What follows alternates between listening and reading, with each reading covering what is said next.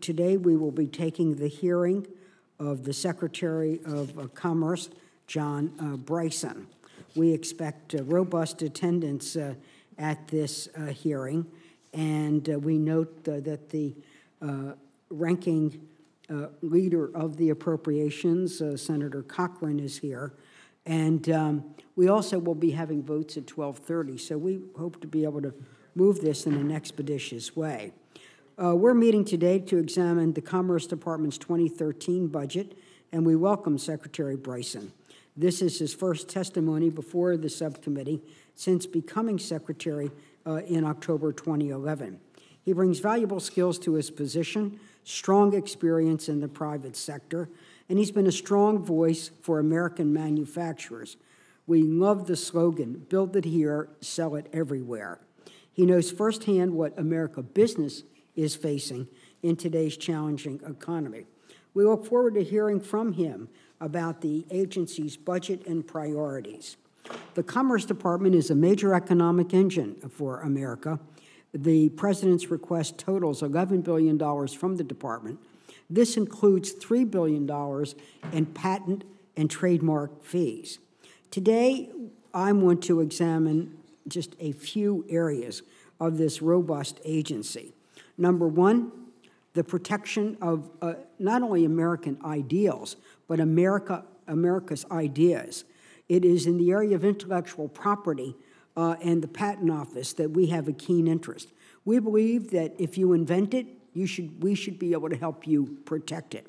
We are concerned about the backlog, the expeditious processing of patent claims, and then, as a member of both this committee and the Intel Committee, I am obsessed with cyber espionage.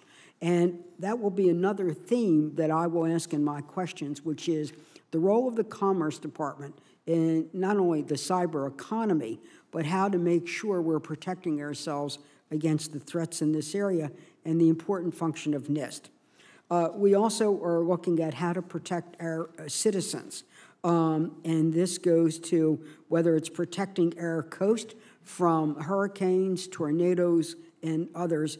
And we're tremendously interested in what is happening to NOAA and also particularly to NOAA Weather Service.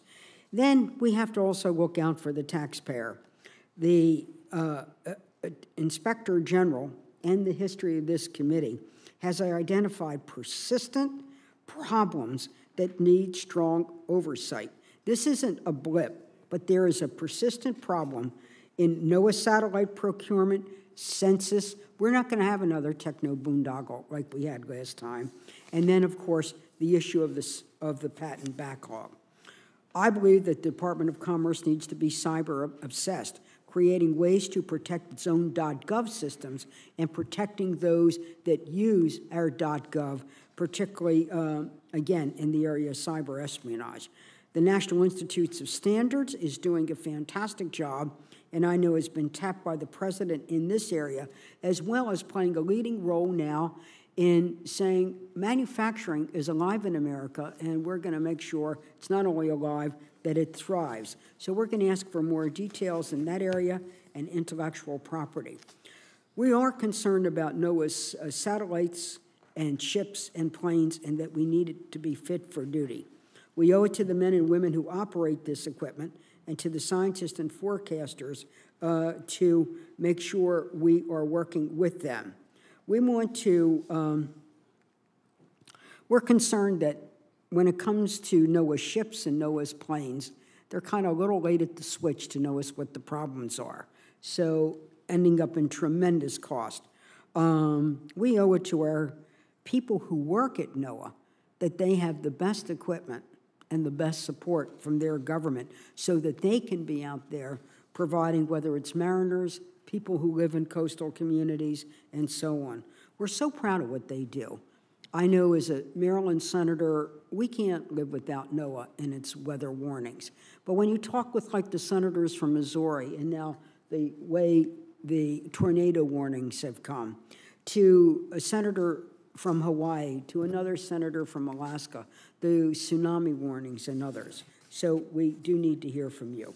The Inspector General has identified several major issues particularly controlling the cost of the 2020 census. Once more, we're saying that the census has doubled. We can't go there again. And I'm just saying that. We really can't go there again. And we'll come back to what I'm going to be asking from you. I've identified some of the problems at NOAA. We're back to JPSS, and to make sure that that satellite program is not out of control.